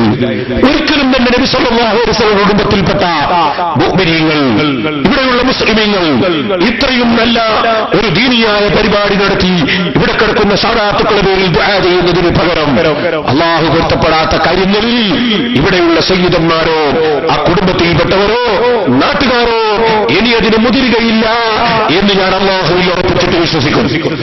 കാരണം നമ്മൾ നല്ലവരായി ജീവിച്ചു മരിക്കുകയല്ലേ വേണ്ടത്. പക്ഷേ നിങ്ങളെ തമ്മിൽ തെറ്റിക്കാൻ വേണ്ടി ഒരു സയ്യിദിനോട് മറ്റേ സയ്യിദിനെ കുറിച്ച് പറഞ്ഞു തീർക്കും. തങ്ങളെ നിങ്ങളെ കൊണ്ട് മറ്റാൾ അങ്ങനെ പറഞ്ഞു എന്ന് പറഞ്ഞു. ഇനിയപ്പുറത്തെ തങ്ങളെയും മറ്റേ തങ്ങളെയും കുടുംബക്കാരൊക്കെ തെറ്റിക്കലാണ് ശൈത്താന്റെ ഉദ്ദേശം. അതുകൊണ്ട് ശൈത്താൻ സയ്യിദന്മാരെ തമ്മിൽ തെറ്റിക്കാൻ ശ്രമിക്കും, നാട്ടുകാരെ തെറ്റിക്കാൻ ശ്രമിക്കും, കമ്മിറ്റിക്കാരെ തെറ്റിക്കാൻ ശ്രമിക്കും, എല്ലാവരും തമ്മിൽ തെറ്റിക്കാൻ വേണ്ടി ശൈത്താൻ ശ്രമിക്കും. അത് ഖുർആൻ നമ്മളോട് ആദ്യം തന്നെ പറഞ്ഞിട്ടുണ്ട്. ഇന്നമാ യുരീദു ശൈത്താനു അൻ യൂഖിഅ ബൈനകുമുൽ അദാവത വൽ ബഗ്ളാഇ, നിങ്ങൾക്കിടയിൽ ശത്രുത ഉണ്ടാക്കാൻ, നിങ്ങൾക്കിടയിൽ വെറുപ്പുണ്ടാക്കാനാണ് ശൈത്താൻ പരിശ്രമിക്കുക. അത് ശൈത്താന്റെ ഡ്യൂട്ടിയാണ്. അല്ലാഹു ശൈത്താന്റെ ശർറിൽ നമ്മുടെ നാടുകളൊക്കെ കാക്കട്ടെ. തിരൂരിൽ യാഹൂത്തങ്ങളെ നേർച്ചയുണ്ടായി. അവിടെയും ഞാനീ പറഞ്ഞതുപോലെ നേരത്തെ പാടില്ലാത്ത കുറെ മുട്ടും പാട്ടും നൃത്തവും നാടകവും ഒക്കെ നടക്കാറുണ്ടായിരുന്നു. ഒരിക്കൽ ഞാൻ SSFന്റെ കീഴിൽ ഒരു പരിപാടി സംഘടിപ്പിച്ചു. ഞാൻ അതിനെതിരെ ശക്തിയായി പ്രസംഗിച്ചു. ശക്തിയായി പ്രസംഗിച്ചെന്റെ ചീത്ത പറഞ്ഞതല്ല, ഖുർആനും ഹദീസും ധരിച്ച് ഇമാമികളെ കിതാബ് ധരിച്ച് ഈമാനുള്ളവർക്ക് വാല് പറഞ്ഞു കൊടുത്തു. അത് ഖുർആൻ നമ്മളോട് പറഞ്ഞ നിങ്ങൾ വാല് പറഞ്ഞു കൊടുത്തോളൂ, ഈമാനുള്ളവർക്ക് ഉപകരിക്കുന്നത്. ഞാൻ വാല് പറഞ്ഞു. അൽഹംദുലില്ലാഹ്, നേർച്ചയ്ക്ക് നേതൃത്വം കൊടുക്കുന്ന മുത്തവല്ലി അന്നെന്റെ സ്റ്റേജിലുണ്ടായിരുന്നു. അദ്ദേഹം അന്ന് തന്നെ പറഞ്ഞു, ഇനി അങ്ങനത്തെ നേർച്ച ഇവിടെ വേണ്ട. ഖുർആൻ ഓതുന്ന നേർച്ച, സദഖ ചെയ്യുന്ന നേർച്ച, അന്നദാനം കൊടുക്കുന്ന നേർച്ച, ആലിമീങ്ങളെ കൊണ്ടുവന്ന് ദുആയും ദിക്റും ചൊല്ലുന്ന നേർച്ച, ആ നേർച്ചയല്ലാതെ വേണ്ടെന്ന് അന്ന് തന്നെ മുത്തവല്ലി തീരുമാനിച്ചു. പിറ്റത്തെ നേർച്ചന്റെ സമയം വന്നപ്പോ എന്നെ തന്നെ വിളിക്കുന്നു, ഉസ്താദേ നിങ്ങൾ എന്നെ ബാഗ് പറയാൻ വരണം. ഞാൻ പറഞ്ഞു, അടുത്ത് ഞാൻ അവിടെ വന്ന് പോന്നിട്ടേ ഉള്ളൂ, എന്നെ വിളിക്കരുത്. പക്ഷേ വിട്ടില്ല. ഞാൻ ആ സന്തോഷം കൊണ്ട്, അഥവാ തെറ്റായ ചില കാര്യങ്ങൾ നടന്നുപോയത് നിർത്തിയിട്ട് നല്ല കാര്യങ്ങൾ ചെയ്യുന്നതിനുള്ള സന്തോഷം കൊണ്ട് പരിശുദ്ധ ഖുർആൻ അതിനെ സംബന്ധിച്ച് പ്രത്യേകം പറഞ്ഞിട്ടുണ്ടല്ലോ. നിങ്ങൾ എന്ത് എന്ന് പറയുകയാണെങ്കിലും, എന്ത് സംസാരം സംസാരിക്കുകയാണെങ്കിലും, ലാ ഖൈറ ഫീ കസീരിൻ മിൻ നജ്വാഹും, അവരുടെ സംസാരത്തിൽ പലതിലും ഖൈറില്ല നബിയേ. ഖൈറുള്ള സംസാരം ഏതാണ്? ഇല്ലാ മൻ അമറ ബിസദഖ, ധർമ്മം ചെയ്യാൻ വേണ്ടി കൽപ്പിക്കുന്നവന്റെ സംസാരം നല്ല സംസാരമാണ്. ഔ മഅറൂഫ്, ഇസ്ലാമിൽ അറിയപ്പെട്ട നല്ല കാര്യം ചെയ്യാൻ വേണ്ടി നിർദ്ദേശിക്കുന്നവന്റെ സംസാരം നല്ല ഖൈറായ സംസാരമാണ്. ഔ ഇസ്ലാഹിൻ ബൈനന്നാസ്, ജനങ്ങൾക്കിടയിൽ മസ്ലഹത്തുണ്ടാക്കാൻ വേണ്ടി, തമ്മിൽ തെറ്റിപ്പോകാതെ എല്ലാവരെയും നല്ല നിലക്കാക്കാൻ വേണ്ടി ദുഷിച്ച ആശയങ്ങളും ചിന്തകളും സ്വഭാവങ്ങളും നീക്കി മനുഷ്യനെ നന്നാക്കാൻ വേണ്ടി സംസാരിക്കുന്ന സംസാരം ഖൈറായ സംസാരമാണ്. വമൻ യഫ്അൽ ദാലിക ഇബ്തിഗാഅ മർളാത്തില്ലാഹ്, അത് കമ്മിറ്റിക്കാരുടെയോ സംഘാടകരുടെയോ നാട്ടുകാരുടെയോ പണക്കാരുടെയോ അല്ലാത്തവരുടെയോ തൃപ്തിക്ക് വേണ്ടിയല്ല, മറിച്ച് എല്ലാം അറിയുന്ന രാജാവായ റബ്ബിന്റെ പൊരുത്തത്തിന് വേണ്ടി, അവന്റെ പ്രതിഫലത്തിനു വേണ്ടി ആരെങ്കിലും അങ്ങനെ ചെയ്താൽ ഫസൗഫ നൂതീഹി അജ്റൻ അളീമാ, അവന് മഹത്തായ പ്രതിഫലം ശേഷം നമ്മൾ കൊടുക്കും നബിയേ. സംസാരം ഖൈറായ സംസാരം, നല്ലതുകൊണ്ട് കൽപ്പിക്കുന്ന സംസാരമാണ്, ധർമ്മം ചെയ്യാൻ പറയുന്ന സംസാരമാണ്, നന്ജനങ്ങളെ തമ്മിൽ തെറ്റാതെ യോജിപ്പിക്കാൻ വേണ്ടി സംസാരിക്കുന്ന സംസാരമാണ്. അത് ഖുർആൻ പറയുന്നുണ്ടല്ലോ, അവർക്കല്ലേ അല്ലാഹു പ്രതിഫലം കൊടുക്കുമെന്ന് പറഞ്ഞത്. അങ്ങനെ പ്രസംഗിക്കുന്നവർക്കല്ലേ, അങ്ങനെ ക്ലാസ് എടുക്കുന്നവർക്കല്ലേ, അങ്ങനെ നിർദ്ദേശിക്കുന്നവർക്കല്ലേ, അങ്ങനെ നേതൃത്വം കൊടുക്കുന്ന പണ്ഡിതന്മാർക്കല്ലേ, അങ്ങനെ നേതൃത്വം കൊടുക്കുന്ന കമ്മിറ്റിക്കല്ലേ, മെമ്പർമാർക്കല്ലേ, ജനങ്ങൾക്കല്ലേ, അതുമായി ബന്ധപ്പെടുന്ന സയ്യിദന്മാർക്കല്ലേ പടച്ചവന്റെ പ്രതിഫലം കിട്ടുന്നത്. അല്ലാഹുവേ, നിന്റെ ഹബീബായ നബി സല്ലല്ലാഹു അലൈഹി വസല്ലം തങ്ങളെ മനസ്സിന്റെ അടിത്തട്ടിൽ അങ്ങേയറ്റം പ്രിയം വെച്ച അടിമകളാണ് ഞങ്ങൾ. അവിടുത്തെ കുടുംബത്തോട് ഞങ്ങളെ മനസ്സിൽ അങ്ങേയറ്റത്തെ സ്നേഹമാണെന്ന് നിനക്കറിയാം. ഇവിടെ മറവ് ചെയ്യപ്പെട്ട സയ്യിദന്മാരെ സ്നേഹിച്ചുകൊണ്ടാണ് ഞങ്ങൾ ഇവിടെ വന്നത്. റബ്ബേ, നീ അവരുടെ കൂടെ നിന്റെ ഹബീബായ നബി സല്ലല്ലാഹു അലൈഹി വസല്ലം തങ്ങൾ ഹദ്റത്തിൽ അവിടുത്തെ കൊടിക്കീഴിൽ ഞങ്ങളെ നീ ഒരുമിച്ച് കൂട്ടണേ റഹ്മാനേ. ഓ സഹോദരന്മാരെ, വിശദമായി കാര്യങ്ങൾ പറഞ്ഞ് മനസ്സിലാക്കി കൊടുത്തു. അവിടെ വെച്ച് ഞാനതാ പിന്നെയും വാതിൽ പോയി. ഉറൂസിനോടനുബന്ധിച്ച് നേർച്ചയോടനുബന്ധിച്ചുള്ളതാവ് എല്ലാ മുട്ടും പാട്ടുമൊക്കെ നിർത്തി. വാഴൊക്കെ കഴിഞ്ഞ് ഞാനിങ്ങനെ പോവുകയാണ്. വാഴ് കഴിഞ്ഞ് പോകുമ്പോൾ അങ്ങനൊരു കൂട്ടര് കുറച്ച് മുട്ടും കൊണ്ടുവരുന്നു. കുറച്ചാളുകൾ മുട്ടിപ്പാടിയിട്ട് ഇങ്ങനെ വരുന്നു. കൂട്ടത്തിൽ കള്ളു കുടിച്ചവരുമുണ്ടെന്നാണ് എനിക്ക് തോന്നുന്നത്. കാരണം നടത്തം തൊടിയില്ല. ലാമൽ ഫൈജ് പോലെയാണെന്ന് അർത്ഥം. ലാമൽ ഫൈജിയാണ് നിങ്ങൾക്കറിയില്ലേ? ഒരു കാലത്ത് ഇപ്പൊ മറ്റേ കാലം മറഞ്ഞു വീഴുമല്ലോ. അങ്ങനെ നടക്കുന്നവരുണ്ട് കൂട്ടത്തിൽ. മുട്ടിപ്പാടിയിട്ട് ഇങ്ങനെ വരുന്നു. സുബ്ഹാനല്ലാഹ്, ഈ എന്താണ് മുസ്ലിം ചെറുപ്പക്കാരും ഇപ്പൊ കള്ളു കുടിക്കുന്നത്? എന്തൊരു സങ്കടമാണ്. അള്ളാഹു കാക്കട്ടെ. ഞാനിപ്പോ അതിലേക്കൊന്നും കടന്ന് സംസാരിക്കില്ല. കോഴിക്കോട്ട് കുറച്ച് ഡോക്ടർമാർ കൂടിയിട്ട് വലിയ പരിപാടി നടത്തി. അവസാനം തല്ലിപ്പിരിഞ്ഞു. കാരണം പറഞ്ഞ എന്താണ്? മദ്യപിച്ചിരുന്നു എന്നാ. ഞാനിങ്ങനെ ആലോചിച്ച് പഠിച്ചവര് ഇത്രയും കാലം പഠിച്ചിട്ടൊരു ഡോക്ടറായിട്ട് ഇത് ബാറ്റിപ്പോയാൽ മനസ്സ് റെഡി ഉണ്ടാവില്ല എന്നുള്ളത് പഠിച്ചില്ല. ഇത് ബാറ്റിപ്പോയാൽ തലമുറക്ക് നേർക്ക് നിൽക്കൂലല്ലോ പഠിക്കാത്ത ഡോക്ടർമാര്. പിന്നെ എന്ത് ഡോക്ടർമാരാണ് ഇവര് പഠിച്ചവരെ നമുക്ക് മരുന്ന് കഴിഞ്ഞാൽ നമ്മുടെ ഹാലെന്താണ് ഞാൻ ആലോചിച്ചത്. സുബ്ഹാനല്ലാഹ്, എന്റെ ചെറുപ്പക്കാരെ, നിങ്ങളാരും കള്ളുകുടിയന്മാരാകല്ലേ. ഇത്ര ദുഷിച്ചൊരു ഏർപ്പാടുണ്ടോ? ഇപ്പൊ പറയാൻ ഇവിടെ സമയമില്ല. ഞാൻ ഒറ്റ വാക്കിൽ പറയുന്നു. എന്താ സങ്കടം? വടകര റെയിൽവേ സ്റ്റേഷനിലെ 3 ആള് വന്നു. ഒരാൾ യാത്ര പോകുന്നാളാ, 2 ആൾ യാത്രയാക്കാൻ വന്നതാ. നോക്കുമ്പോ ട്രെയിന് കുറെ ലേറ്റ് ആയിട്ടില്ലെങ്കിലല്ലേ അത്ഭുതമുള്ളൂ നമ്മ ഇന്ത്യ രാജ്യത്ത്. അങ്ങനെ ട്രെയിന് ലേറ്റാണ്. അപ്പൊ എന്ത് ചെയ്തു? ഇവര് തീരുമാനിച്ചു നമുക്കൊന്ന് മിനിങ്ങാൻ പോവാൻ. മിനിങ്ങാൻ എനിക്ക് മനസ്സിലായി. എന്നോട് പ്രൊഫസർ മാമു സാഹിബ് പറഞ്ഞത്. അപ്പൊ എനിക്ക് മനസ്സിലായി എന്താ അതിന്റെ മേനാണ്. പിന്നെ അയാൾ പറഞ്ഞത് കള്ളുടിക്കാൻ പോകാൻ അതിന്റെ മേനാണ്. മിനിങ്ങാൻ പോയിട്ട് പിന്നെ 3 ആളുകൾ ഓവർലോഡായിട്ടാ വന്നത്. വന്ന് കുറച്ച് കഴിയുമ്പോൾ ട്രെയിന് വന്നപ്പോ എന്തുണ്ടായിന്നറിയോ? യാത്ര പോകേണ്ട ആള് പ്ലാറ്റ്ഫോമിൽ തന്നെ നിന്ന് യാത്രയാക്കാൻ വന്ന 2 ആളും ട്രെയിനിൽ കയറി. ട്രെയിന് വിടുമ്പോ ഈ യാത്രയാക്കാൻ വന്ന 2 ആളും ട്രെയിനിൽ ടാറ്റ എന്ന് മറ്റോന്. ഈ തരത്തിൽ മനുഷ്യനെ ആക്കിക്കളയുന്ന കള്ള്, ആ കള്ള് കുടിക്കുന്ന മനുഷ്യന്മാരില്ലേ, അത്ഭുതം തന്നെയല്ലേ. മുസ്ലിമേ, ചിന്തിച്ചോ, നീ ശരിക്ക് ചിന്തിച്ചോ. കാഷ്ടത്തെക്കാൾ നാറുന്ന നജസല്ലേ കള്ളു, കാഷ്ടത്തെക്കാൾ താഴ്ന്ന നജസല്ലേ കള്ളു, ഛർദിച്ചതിനേക്കാൾ താഴ്ന്ന നജസല്ലേ കള്ളു, ചരത്തേക്കാൾ താഴ്ന്ന നജസല്ലേ കള്ളു. മസല പറയാൻ ഇവിടെ സമയമില്ല. ഫത്തുൽ മുതലിമീൻക്കറിയില്ലേ? കോഴിക്കാട്ടം, കോഴിയുണ്ടോ? വിസർജിച്ചാൽ അതിന്റെ മലദ്വാരം കഴുകലുണ്ടോ? കഴുകലില്ല. മനാരിക്കാറുണ്ടോ കോഴി? ഇല്ല. അപ്പൊ എപ്പോഴും അതിന്റെ മലദ്വാരത്തിൽ കാട്ടത്തിന്റെ അസറുണ്ടാകും, പാടുണ്ടാകും. അതുകൊണ്ട് തന്നെ കോഴിയെ കീശയിലിട്ട് നിസ്കരിച്ചാൽ നിസ്കാരം ബാത്തിലാണ്. കാരണം അതിന്റെ മലദ്വാരത്തിൽ വേസുണ്ടാവും, കഴുകാറില്ല. എന്നാ നിങ്ങൾ മനസ്സിലാക്കണം. ഫത്തുൽ മുഈനിനുള്ള ഒരു മസ്അല. ഒരു ബക്കറ്റ് വെള്ളത്തിലൊരു കോഴി വീണാലോ ആ വെള്ളം നെസായി പോകുമോ? ഫത്തുൽ മുഈനിൽ പറയുന്നു വിട്ടുവീഴ്ചയുണ്ട്. എന്താ കാരണം? അതം വെള്ളത്തിന് അള്ളൊരു വിട്ടുവീഴ്ച കൊടുത്തതാണ്. കോഴി വീണ വകയിൽ വെള്ളം നേസാവുന്നില്ല, അതിന് വിട്ടുവീഴ്ചയുണ്ട്. അപ്പൊ കുറഞ്ഞ കാട്ടത്തിൽ ചിലപ്പം വിട്ടുവീഴ്ചയുണ്ട്. എന്നാ ഞാൻ ഓർന്ന് പറയട്ടെ, ഛർദി, മുല കുടിക്കുന്ന കുട്ടികൾ ഛർദിച്ചുകൊണ്ടേയിരിക്കും. ആ കുട്ടിയുടെ ഛർദി തൊള്ളയിൽ നിന്ന് നമ്മുടെ ശരീരത്തിലായ കഴുകാതെ നിസ്കരിച്ചുകൂടാ.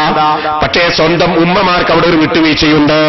അതെന്താണ്? അവർ മുല കുടിക്കുന്ന സമയത്ത് ഈ ചെറിയ കുഞ്ഞിന്റെ തൊള്ളയുണ്ടോ കഴുകി വൃത്തിയാക്കാൻ കഴിയുന്നു. ആ തൊള്ള ഛർദിക്കുന്ന തൊള്ള കൊണ്ട് ഉമ്മയുടെ മുലയും ചെയ്യാം. ആ തൊള്ള കൊണ്ട് മുല നജസായില്ലേ? പക്ഷേ അതിന് വിട്ടുവീഴ്ചയുണ്ട്. കഴുകാതെ ഉമ്മാക്ക് നിസ്കരിക്കാം.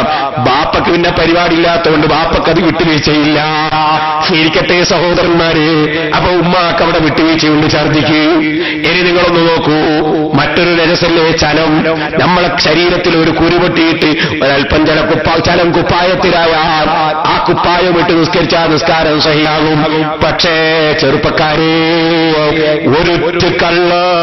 ഒരൊറ്റ കള്ളം എത്ര ചെറിയ പോയിന്റാണെങ്കിലും ശരി, കുപ്പായത്തിലോ വസ്ത്രത്തിലോ വെള്ളത്തിലോ ആയാൽ അതിനൊരു വിട്ടുവീഴ്ചയുമില്ല. നിസ്കാരം ബാത്തില് തന്നെ, ആ വെള്ളം കൊണ്ടുള്ള ഒരു ബാത്തില് തന്നെ. അത്ര ഗൗരവമുള്ള മനസ്സല്ലേ കള്ള്. ആ കള്ളുവരെ കുടിക്കുന്ന മനുഷ്യന്മാര്. സുബ്ഹാനല്ലാഹ്, ഞാൻ വേളും കഴിഞ്ഞ് ഇങ്ങനെ പോവാണ് യാഹൂ തങ്ങളെ ജാറത്തിന്റെ അടുക്കുന്നത്. അതാ ശരിയായ നേർച്ചയും കഴിഞ്ഞിട്ട് വേളും കഴിഞ്ഞിട്ട് ഞാൻ ഇറങ്ങി ഇങ്ങനെ പോകുമ്പോ കുറച്ച് കള്ളുകുടിയന്മാരടക്കന്റെ മുട്ടിപ്പാടി ഇങ്ങനെ വരുന്നു. ഞാൻ ചോദിച്ചത് എന്താ പരിപാടി, ഇവിടെ എങ്ങാനും ഹിന്ദുക്കളെ ഉത്സവമോ തറയോ ഉണ്ടോ?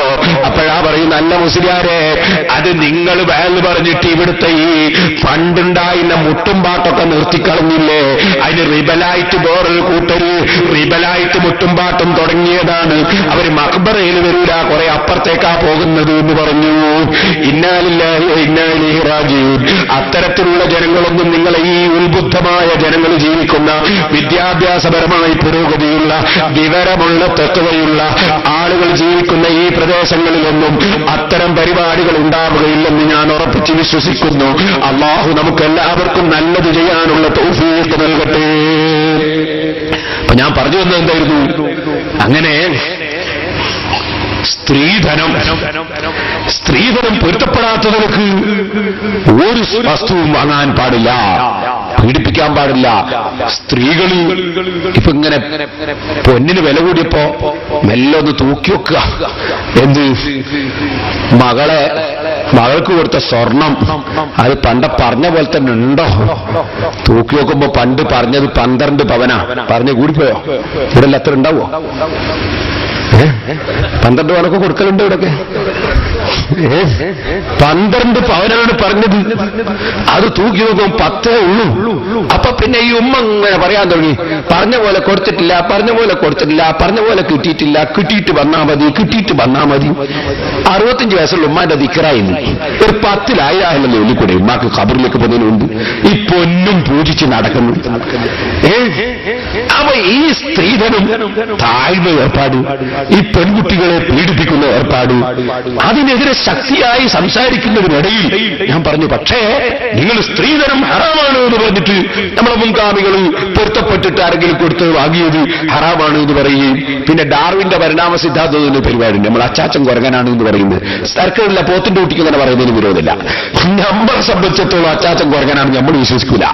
ഇതുപോലെ ചിലപ്പോ പറയുന്ന അയാളെ വാപ്പന്റെ വാപ്പൊക്കെ ഇതുപോലെ പൊരുത്തപ്പെട്ടിട്ട് കൊടുത്തിട്ട് വാങ്ങിയിട്ടുണ്ടാവും. അപ്പൊ എന്റെ വാപ്പ എന്റെ ഉമ്മാനെ കെട്ടി എന്റെ ഹറാമിലൂടെയാണ് എന്ന് പറയാനുള്ള വിട്ടിത്തൊന്നും പോകണ്ട. അതേ സമയത്ത് നിങ്ങൾ സ്ത്രീധനം നിരുത്സാഹപ്പെടുത്തണം എന്നൊക്കെ ഞാൻ അവിടുന്ന് വിശദമായിട്ട് പറഞ്ഞു. അപ്പൊ ഒരാൾ സഹസന്ന് ചോദിച്ചു, അങ്ങനെ പൊരുത്തപ്പെട്ട് എന്നാ വാങ്ങാന്നുള്ളൊരു തെളിവുണ്ടോ? ഞാനൊരു ഉദാഹരണം പറഞ്ഞു. ഭാര്യന്റെ വീട്ടിലേക്ക് വരം പോകുമ്പോ, വധുവിന്റെ വീട്ടിൽ പോകുമ്പോ 250 ബിരിയാണി തരണമെന്ന് ഒരാൾ പറഞ്ഞു. തരാൻ പറ്റുമോ? 250 സുഹൃത്തുക്കൾ ബിരിയാണി തരാൻ ആൾക്ക് തരാന്ന്. അങ്ങനെ പോയി ബിരിയാണി വെച്ചു. ബിരിയാണി ഒക്കെ ഹറാമാ? സ്ത്രീയുടെ ധനല്ലേ അത്? സ്ത്രീയുടെ ധനല്ലേ? 250 ബിരിയാണി അയാളെ ബിരിയാണിക്ക് ചുരുങ്ങിയ 12,500 രൂപ വരുമെന്ന് ഞാൻ സംഖ്യയും പറഞ്ഞത്. അപ്പോ അത് ഹറാമാന്ന് പറഞ്ഞുകൂടാ എന്നൊക്കെ വിശദമായി ഞാൻ സംസാരിച്ചു. അപ്പൊ ഒരാൾ എന്നോട് ചോദിച്ചു, എന്നാ മുസ്ലിയാരെ ഹലാലാന്നുള്ളൊരു തെളിവുണ്ട്?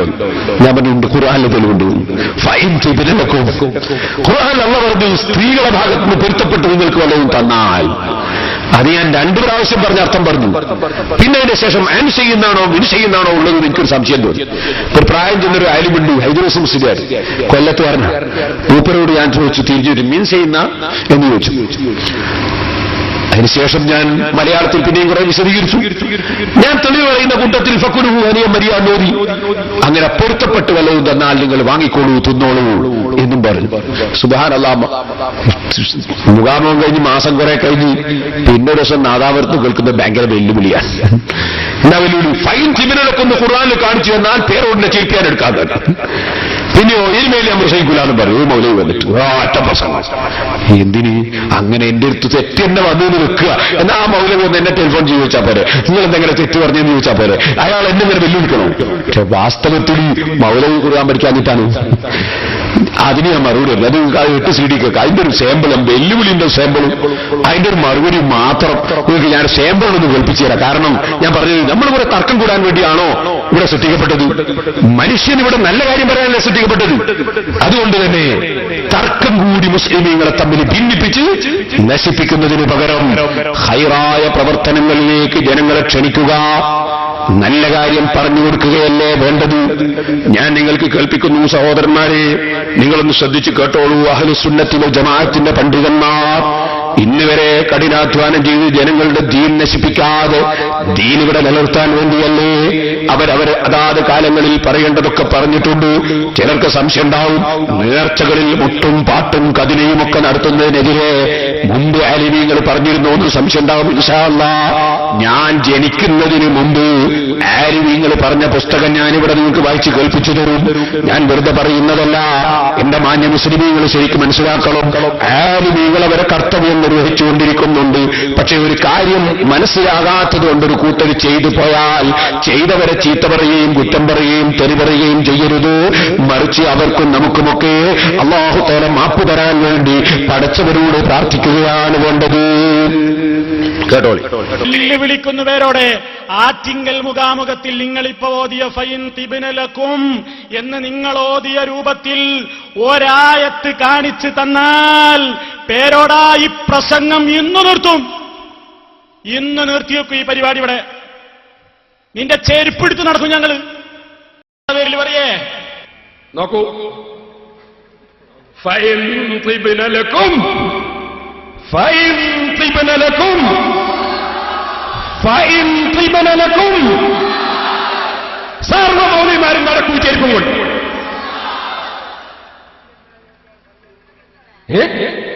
നാദാവർക്കൊന്ന് വെല്ലുവിളിച്ചതാണല്ലേ? ഇനി ബാക്കി വെക്കുവാനെ ഞാൻ ഓരോന്നോരോന്ന് കാണിച്ചു. ഇന്നായതല്ല, മിന്നിബിയായതുമല്ല, നിങ്ങൾ മനഃപൂർവ്വം കൃത്രിമം കാണിച്ചത് തന്നെയാണ്. കാരണം എന്താണെന്നറിയോ? നിങ്ങളിവിടെ കാണിച്ച കൃത്രിമത്തിന്റെ സാഹചര്യം എന്ന് പറഞ്ഞുതരാ സദസ്യർക്ക് മനസ്സിലാക്കാൻ. എവിടെ ഇയാൾ ആയത്തോരിയെന്നറിയോ? ഇയാൾ ആയത്തോരിയൽ എന്തിനാ? സ്ത്രീധനത്തെ പറ്റി അവിടെ ചോദ്യം. അപ്പൊ ഇയാൾ പറയണ് കുറെ ന്യായീകരണമൊക്കെ പറഞ്ഞിട്ട് അങ്ങനെ വാങ്ങുന്നതിന് തെറ്റൊന്നുമില്ല, ഒരാൾ പൊരുത്തപ്പെട്ട് തന്നാൽ എന്താ എന്നൊക്കെ പറഞ്ഞിട്ട് മൂപ്പർ പറയാണ് പെണ്ണിന്റെ ഭാഗത്തിനൊന്ന് പൊരുത്തപ്പെട്ടിട്ട് നമുക്ക് വല്ലതും തന്ന തിന്നോളാനാണ് ഖുർആനിൽ പറയുന്നത് എന്ന് പറഞ്ഞാ ഈ ആയത്തോതനത്. എന്നിട്ടാ മൂപ്പര് ആയത്തോതനത്. ആയത്തോതന വിഷയം തന്നെ തെറ്റ്. അവിടെ അള്ളാഹു അതല്ല ഉദ്ദേശിച്ചത്. പേരോടെ ആണെന്ന് തെളിയിക്കാൻ നിന്നെ കൊണ്ട് പറ്റുമോ? പറ്റും, പറ്റും, പറ്റും. തഫ്സീറുൽ കബീർ ഇമാം റാസിയുടെ തഫ്സീർ 948. ചെരുപ്പും പെറുക്കി നടന്നാ പോരാ കേട്ടോ. ആരാന്റെ ചെരുപ്പും പെറുക്കി നടന്നാ പോരാ, കിതാബ് ഓതി പഠിക്കണം കേട്ടോ. കേട്ടോളൂ. ഈ ഇൽം ഇമാം റാസി ഈ തഫ്സീറിൽ പറയും, ഈ ആയത്തിന്റെ തഫ്സീർ ഈ ഇൽം അറിഞ്ഞോളണം മൗലവിമാര്. അതിന്റെ അർത്ഥം വെച്ചത് ഇൽം അറിഞ്ഞോളണം. അന്നഹു തആല, നിശ്ചയം അല്ലാഹു തആല ലമ്മാ അമറഹും ബിഇതാഇഹിന്ന സദഖാതിഹിന്ന, സ്ത്രീകൾക്ക് അവരുടെ മഹറുകൾ കൊടുക്കണം എന്ന് കൽപ്പിച്ചപ്പോൾ, ഇവിടെ രണ്ട് തഫ്സീർ ഇമാം റാസി പറയുന്നുണ്ട്. ഒന്ന് ഭർത്താക്കന്മാർ കൊടുക്കണം എന്നാണ് ഇതിന്റെ തഫ്സീർ. ഒരു തഫ്സീർ. മറ്റൊന്ന് ഭർത്താക്കന്മാരോട് വാങ്ങിയത് രക്ഷിതാക്കൾക്ക് പെണ്ണുങ്ങൾക്ക് കൊടുത്തേക്കണം, അവർ കയ്യിൽ വെക്കരുത് എന്നാണ് വേറൊരു തഫ്സീർ. അതിന്റെ ശേഷം പിന്നീട് പറയാം അഖബഹു, ഇതിന്റെ മുമ്പ് വിശദീകരിച്ചാണ് ആ തഫ്സീർ. അഖബഹു, അങ്ങനെ കൊടുക്കണം എന്ന് പറഞ്ഞ ഉടനെ അല്ലാഹു തആല പറഞ്ഞു ബിദിക്രി ജവാസി ഖബൂലി ഇബ്റാഇഹാ വഹിബതിഹാ ലഹു. ആ ഭർത്താക്കന്മാർ ഭാര്യമാർക്ക് കൊടുക്കാനുള്ളത് ഒഴിവാക്കി കൊടുത്താൽ അത് സ്വീകരിക്കലും ജായിസാണ്. വഹിബതിഹാ ലഹു, ഭാര്യമാർ ഭർത്താക്കന്മാർക്ക് പൊരുത്തപ്പെട്ട് എന്ത് ദാനം കൊടുത്താലും ആ ദാനം കൊടുക്കുന്നതെല്ലാം സ്വീകരിക്കൽ അനുവദനീയമാണ് എന്നാണ് ഈ ആയത്ത് പഠിപ്പിക്കുന്നത് എന്ന് ഇമാം റാസി വിശദീകരിക്കുന്നു. ഇപ്പൊ പറ്റിയില്ലേ? ഞാൻ ഒരു ഉദാഹരണം കാണിച്ചതാണ്. സഹോദരന്മാരെ, CD കാസറ്റ് വാങ്ങി കേൾക്കുമ്പോൾ നിങ്ങൾക്ക് കേൾക്കാം. ഇതിന് ശേഷം അദ്ദേഹം തന്നെ വന്നിട്ട് ഇതിലെ ഉരുട്ടുരുട്ടിയിട്ട് അതിന് ഞാൻ അദ്ദേഹത്തിന്റെ നാട്ടിൽ പോയി പറഞ്ഞൊരു മറുപടി, അതാ കട്ടുപ്പാറ പ്രസംഗം. അതും കേട്ടാൽ ബഹുരസാണ്, ചിരിച്ചത് ദൂരവും തീരുന്നവരെ. ഞാൻ എന്റെ വിഷയത്തിലേക്ക് തന്നെ പോകുന്നു. പറഞ്ഞു വന്നത് ലാ ഖൈറ ഫീ കസീരിൻ മിൻ നജ്വാഹും ഇല്ലാ മൻ അമറ ബിസദഖത്തിൻ ഔ മഅറൂഫിൻ ഔ ഇസ്ലാഹിൻ ബൈനന്നാസ്. ശൈത്താൻ നമ്മളെ തെറ്റിക്കാൻ വേണ്ടി എപ്പോഴും ശ്രമിക്കും. നമ്മളെ യോജിപ്പിക്കാനാണ് നാം എപ്പോഴും ശ്രമിക്കേണ്ടത്. അതിനുവേണ്ടിയാണ് സംസാരിക്കേണ്ടത്. ആ സംസാരത്തിലാണ് ഖൈറുള്ളത്, അല്ലാത്ത സംസാരത്തിൽ ഖൈറില്ല. പരിശുദ്ധ ഖുർആൻ പറയുകയാണ്, പക്ഷേ ആ ചെയ്യുന്ന സർവ്വപ്രവർത്തനങ്ങളും പടച്ചവന്റെ പൊരുത്തത്തിനു വേണ്ടിയാകണം, മറ്റൊന്നിനു വേണ്ടിയാകരുത്. അതുകൊണ്ട് ഞാൻ സൂചിപ്പിക്കട്ടെ സഹോദരന്മാരെ, നിങ്ങൾ ഓർക്കണം, ഔലിയാഇന്റെ മഖ്ബറകൾ ഞാൻ വിശദമായി ഇപ്പോൾ പറയുന്നില്ല, ചുരുക്കി മാത്രം പറയുകയാണ്. ഇൻഷാ അല്ലാഹ് ഞാൻ കുറ്റ്യാടിയിൽ 10 ദിവസം പ്രസംഗിക്കുന്നുണ്ട്. കുറ്റ്യാടിയിൽ വെച്ച് തന്നെ 10 വിഷയം 10 ദിവസമാക്കി പ്രസംഗിക്കാൻ തീരുമാനിച്ചിട്ടുണ്ട്. മഖ്ബറകളിലെ ആചാരങ്ങൾ, അനാചാരങ്ങൾ, അതിനെക്കുറിച്ച് ഒരു ദിവസം പ്രത്യേകം പ്രസംഗം വെക്കുന്നുണ്ട്. ഇരിക്കട്ടെ, ഇപ്പോൾ അതിന്റെ CD കേസറ്റ് കിട്ടുമ്പോൾ നിങ്ങൾക്ക് വാങ്ങിക്കേൾക്കാം. നിങ്ങൾ അങ്ങോട്ട് വരാൻ വളരെ ദൂരെയാണല്ലോ. ഞാനിവിടെ നിങ്ങളെ ഓർമ്മപ്പെടുത്തുകയാണ്, ശ്രദ്ധിക്കുക നിങ്ങൾ. അള്ളാഹുവിന്റെ ഔലിയാക്കളെ മഖ്ബറകൾ ബറക്കത്തുള്ള സ്ഥലങ്ങളാണ്. സയ്യിദന്മാരുടെ മഖ്ബറകൾ ബറക്കത്തുള്ള സ്ഥലങ്ങളാണ്. ഇവിടെ മഹാന്മാരായ നബി സല്ലല്ലാഹു അലൈഹി വസല്ലം തങ്ങളുടെ കുടുംബങ്ങളാണ് ഇവിടെ മറവ് ചെയ്യപ്പെട്ടിട്ടുള്ളതെന്ന് നിങ്ങൾക്കറിയാമല്ലോ. സയ്യിദന്മാർ അവരല്ലേ നമ്മുടെ നേതാക്കന്മാർ, അല്ലേ? നബി സല്ലല്ലാഹു അലൈഹി വസല്ലം തങ്ങൾ അവിടുത്തെ പിഞ്ചോമന മക്കൾ, ബഹുമാനപ്പെട്ട ഹസൻ ഹുസൈൻ റളിയല്ലാഹു അൻഹുമാ, ആ 2 മക്കളെ സംബന്ധിച്ച് പറഞ്ഞില്ലേ, സയ്യിദ സബാബി അഹ്ലിൽ ജന്ന, സ്വർഗത്തിലുള്ള ആളുകളുടെ 2 നേതാക്കന്മാരാണ് എന്റെ ഈ 2 മക്കൾ. ഇനി ഞാൻ സയ്യിദന്മാരെ ഉപദേശിക്കാൻ ഞാൻ യോഗ്യനല്ല. തങ്ങന്മാരുടെ ബറക്കത്ത് കൊണ്ട് ആഖിറം രക്ഷപ്പെടണമെന്ന് ചിന്തിക്കുന്ന ഒരു പാവപ്പെട്ട ഖാദിമാണ് ഞാൻ. എന്നേക്കാൾ പ്രായം ചുരുങ്ങിയ എന്റെ മക്കളുടെ പ്രായമുള്ള തങ്ങന്മാര്, ചെറിയ കുട്ടികളും ഈ സദസ്സിലുണ്ടാകാമല്ലോ. അവർക്ക് അറിയുന്നത് പറഞ്ഞു കൊടുക്കേണ്ട ബാധ്യത മുതല്ലിമീങ്ങളായ ഞങ്ങൾക്കുമുണ്ടല്ലോ. അതുകൊണ്ട് ഞാൻ അത്തരത്തിലുള്ള ചെറിയ സയ്യിദന്മാരുടെ കുട്ടികളെ മനസ്സിലാക്കാൻ വേണ്ടി ഞാൻ പറയട്ടെ, ഓ മക്കളെ, നിങ്ങളുടെ പാരമ്പര്യം എന്താണ്? നിങ്ങളുടെ പാരമ്പര്യം അഷ്റഫുൽ ഖൽഖ് സല്ലല്ലാഹു അലൈഹി വസല്ലമ തങ്ങളുടെ പാരമ്പര്യമല്ലേ? അവിടുത്തെ മകളുടെ മക്കളല്ലേ നിങ്ങളുടെ ഉപ്പാപ്പമാർ? അവരുടെ സ്വഭാവം എന്താണ്? അവരുടെ വിഷയം എന്താണ്? ഹസൻ റളിയല്ലാഹു അൻഹുവിനെ സംബന്ധിച്ച് ഫാത്തിമ ബീവിയുടെ മകനല്ലേ? നബി സല്ലല്ലാഹു അലൈഹി വസല്ലം തങ്ങൾ പറഞ്ഞത് എന്താണ്? ഇന്നബ്നി ഹാദാ സയ്യിദുൻ, എന്റെ ഈ മകൻ ഒരു നേതാവാണ്, എന്റെ ഈ മകൻ സയ്യിദാണ് എന്ന് പറഞ്ഞിട്ട് എന്താ അവിടുന്ന് പറഞ്ഞത്? അതേ, ഇന്നല്ലാഹ യുസ്ലിഹു ബിഹി ബൈന ഫിയത്തൈനി മിനൽ ഫിർഖത്തൈനി ബൈന ഫിയത്തൈനി മിനൽ മുസ്ലിമീൻ ഔ കമാ ഖാല സഫിയുനാ റസൂലുള്ളാഹി. ഓ മക്കളെ, എന്റെ മകൻ ഈ ഹസൻ റളിയല്ലാഹു അൻഹുവിനെ കുറിച്ച് പറയാണ്, എന്റെ ഈ മകനുണ്ടല്ലോ, മുസ്ലിമീങ്ങൾ 2 ചേരിയായി തിരിഞ്ഞിട്ട് അങ്ങോട്ടും ഇങ്ങോട്ടും വലിയ ഭിന്നത ഉണ്ടാകുമ്പോ ആ 2 ചേരിയുടെയും ഇടയിൽ മസ്ലഹത്തുണ്ടാക്കുന്ന നേതാവാണ് എന്റെ ഈ മകൻ ഹസൻ റളിയല്ലാഹു അൻഹുവിനെ സംബന്ധിച്ച് അല്ലാഹുവിന്റെ റസൂൽ പറഞ്ഞ ഹദീസ് സഹീഹുൽ ബുഖാരിയിൽ കാണാം. എന്താ ഉണ്ടായത് നിങ്ങൾക്കറിയാമോ? ഒരു വലിയ തർക്കം നടന്നു. എന്താ തർക്കം? ഹസൻ റളിയല്ലാഹു അൻഹുവിനെ മുസ്ലിമീങ്ങൾ എല്ലാവരും കൂടി അലി ഇബ്നു അബീ താലിബ് റളിയല്ലാഹുവിന്റെ ശേഷം ഭരണാധികാരിയായിട്ട് മുസ്ലിമീങ്ങൾ ബൈഅത്ത് ചെയ്തു. അങ്ങനെ ഹസൻ റളിയല്ലാഹുവിന്റെ ഭരണം ഏറ്റെടുത്തു. അലി ഇബ്നു അബീ താലിബ് റളിയല്ലാഹുവിന്റെ മകനാണ്, റസൂൽ സല്ലല്ലാഹു അലൈഹി വസല്ലം തങ്ങളുടെ മകളുടെ മകനാണ്. നബിയുടെ മക്കൾ എന്ന സ്ഥാനം തന്നെ മക്കളുടെ മക്കൾക്കുണ്ട്. അങ്ങനെ നബി സല്ലല്ലാഹു അലൈഹി വസല്ലം ഇബ്നി എന്നും മറ്റും അവിടുത്തെ നാവ് കൊണ്ട് എന്നെ പറഞ്ഞല്ലോ, സ്വന്തം മകന്റെ സ്ഥാനമാണ്. ഇരിക്കട്ടെ, ആ സ്ഥാനമുള്ള ഹസൻ റളിയല്ലാഹുവിന്റെ ഭരണാധികാരിയായി മുസ്ലിമീങ്ങൾ ഒരു വലിയ വിഭാഗം തീരുമാനിച്ചപ്പോൾ ഒരു വിഭാഗം മുആവിയ റളിയല്ലാഹു അൻഹുവിന്റെ ഭരണാധികാരിയായി തീരുമാനിച്ചു. അങ്ങനെ മുസ്ലിം സമൂഹത്തിനിടയിൽ വലിയ 2 ഭിന്നിപ്പുണ്ടായി. ഒരു ഭാഗത്തുള്ള നേതാവ് ഹസൻ റളിയല്ലാഹു അൻഹുവാണ്, ഒരു ഭാഗത്തുള്ള നേതാവ് സഹാബിയായ മുആവിയ റളിയല്ലാഹു അൻഹുവാണ്. വലിയ തർക്കമായി പോയി. അപ്പോൾ ബഹുമാനപ്പെട്ട ഹസൻ റളിയല്ലാഹു അൻഹു നബി സല്ലല്ലാഹു അലൈഹി വസല്ലം തങ്ങൾക്ക് മുൻകൂട്ടി പറഞ്ഞില്ലേ, അല്ലാഹു യുസ്ലിഹു ബൈന ഫിയത്തൈനി അളീമതൈനി മിനൽ മുസ്ലിമീൻ വലിയ രണ്ട് ചേരിയായി മുസ്ലിമീങ്ങൾ ഭിന്നിക്കുമ്പോ എന്റെ ഈ മകൻ മുഖേന അല്ലാഹു തആല അതിന് മസ്ലഹത്തുണ്ടാക്കുന്നത്, അതാ പിന്നീട് വരുന്ന കാര്യങ്ങൾ മുഅ്ജിസത്തിന്റെ നിലക്ക് മറഞ്ഞ കാര്യം അറിയുന്ന നബി സല്ലല്ലാഹു അലൈഹി വസല്ലം തങ്ങൾ മുൻകൂട്ടി പറഞ്ഞതല്ലേ. ആ നിലക്ക് തന്നെ ഹസൻ റളിയല്ലാഹു അൻഹു ആളുകളെ വിളിച്ചുകൂട്ടിയിട്ട് പറഞ്ഞു, ഞാൻ ഭരണരംഗത്ത് നിൽക്കുന്നില്ല, നിങ്ങളെല്ലാവരും മുആവിയ റളിയല്ലാഹു അൻഹുവിന്റെ ഭരണാധികാരിയായി നിങ്ങളങ്ങ് ബൈഅത്ത് ചെയ്തോളൂ, ഞാനിതാ ഭരണം കൈയൊഴിക്കുന്നു. മുസ്ലിമീങ്ങൾ തമ്മിൽ ഭിന്നിച്ചു പോകണ്ട, മുസ്ലിമീങ്ങളും ഒറ്റക്കെട്ടായി നിൽക്കട്ടെ, ഭിന്നിപ്പ് വന്നു പോകണ്ട. ഞാനിവിടെ വന്നിട്ട് സ്വാഗതം പറയുന്ന സയ്യിദിന്റെ സ്വാഗത പ്രസംഗം കേട്ടപ്പോ വല്ലാത്ത സന്തോഷമായി പോയി എനിക്ക്. ആ കുടുംബത്തിന്റെ പാരമ്പര്യമല്ലേ അവിടുന്ന് നിലനിർത്തിയിട്ടുള്ളത്. ഈ മഹല്ലത്തിലുള്ള ജനങ്ങൾക്കിടയിൽ ഒരു ഭിന്നിപ്പില്ലാത്ത നിലക്ക് സൽക്കർമ്മം ചെയ്തുകൊണ്ട് ഈ സയ്യിദന്മാരോടുള്ള ആദരവ് കാണിക്കാനല്ലേ മഹാനവറുകൾ തീരുമാനിച്ചത്. എനിക്ക് വലിയ സന്തോഷമായി പോയി. എനിക്ക് ഈ ഹദീസ് ഓർമ്മ വന്നുപോയി. അവിടുത്തെ ഉപ്പാപ്പമാരുടെ ഭാഗത്തു നിൽക്കുന്ന ഹസൻ റളിയല്ലാഹു അൻഹു, ഹുസൈൻ റളിയല്ലാഹു അൻഹു, രണ്ടാളുകളുമല്ലേ തങ്ങന്മാരുടെ ഉപ്പാപ്പമാർ. ആ ഹസൻ റളിയല്ലാഹു തആല തങ്ങളുടെ നയം കണ്ടോ നിങ്ങൾ?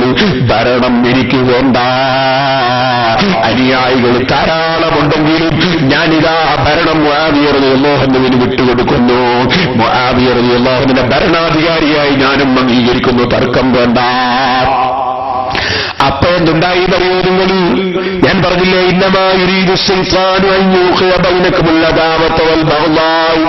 മുസ്ലിമീങ്ങളെ തമ്മിൽ തെറ്റിക്കാൻ വേണ്ടി, കുടുംബങ്ങളെ തമ്മിൽ അകറ്റാൻ വേണ്ടി, ഭാര്യയെയും മക്കളെയും തമ്മിൽ അകറ്റാൻ വേണ്ടി, ഭർത്താവിന്റെ ഉമ്മനെയും അതേ മകന്റെ ഭാര്യയെയും തമ്മിൽ അകറ്റാൻ വേണ്ടി, ബാപ്പനെയും മക്കളെയും തമ്മിൽ തെറ്റിക്കാൻ വേണ്ടി, അയൽവാസികളെ തമ്മിൽ തെറ്റിക്കാൻ വേണ്ടി, അങ്ങനെ എല്ലാവരെയും തമ്മിൽ തെറ്റിക്കാൻ വേണ്ടി ശൈത്താന്റെ പ്രവർത്തനം നടക്കുമല്ലോ. അപ്പോഴതാ സഹോദരന്മാരെ ഒരു കൂട്ടരിറങ്ങുന്നു. അവരെന്താ പറയുന്നത്? ഇയാളെന്തൊരു നേതാവാ, നമ്മൾ ഇയാളെ പിന്നിൽ വന്നിട്ട് ഇയാളിപ്പോ ഞാനെന്നാ ഭരണത്തിലില്ലാതെ പറ്റി മറ്റാളെ കേൾപ്പിക്കല, അത് ശരിയായില്ലല്ലോ എന്ന് പറഞ്ഞിട്ടൊരു കൂട്ടർ ഹസൻ റളിയല്ലാഹു അൻഹുവിന്റെ കൂടെ നേരത്തെ നിന്നിരുന്ന ഒരു കൂട്ടർ അതാ പിന്തിരിപ്പന്മാരായി രംഗത്ത് വന്നു. ആ വന്ന കക്ഷികൾ എന്ത് ചെയ്തു എന്നറിയോ? ഈ ഹസൻ റളിയല്ലാഹു അൻഹുവിന്റെ മുഖത്ത് നോക്കിയിട്ട് വിളിക്കാണ്, അപമാനമേ എന്ന്. ഹസൻ റളിയല്ലാഹു അൻഹുവിനെ നേരത്തെ കൂടെയുണ്ടായിരുന്ന കക്ഷികൾ അതാ വിളിക്കുമ്പോൾ, ഓ സയ്യിദന്മാരുടെ ഉപ്പാപ്പവായ ഹസൻ റളിയല്ലാഹു അൻഹുവിന്റെ മറുപടി കേട്ടോ. പറഞ്ഞ മറുപടി എന്താണ്?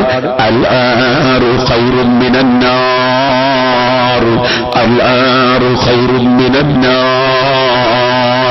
അൽ-ആറു ഖൈറുൻ മിനന്നാർ. മോനെ, നീ എന്റെ അമീറുൽ മുഅ്മിനീൻ എന്ന് വിളിക്കുന്നതിന് പകരം അപമാനമേ എന്ന് വിളിച്ചില്ലേ? നീ പറയുന്ന അപമാനമുണ്ടല്ലോ, അത് മുസ്ലിമീങ്ങളെ യോജിപ്പിന് വേണ്ടി ചെയ്ത അപമാനമല്ലേ? ആ അപമാനം നരകമാകുന്ന തീനേക്കാൾ എത്രയോ ഹൈറാണ് മോനെ, നരകത്തീനേക്കാൾ എത്രയോ ഹൈറാണ് മോനെ.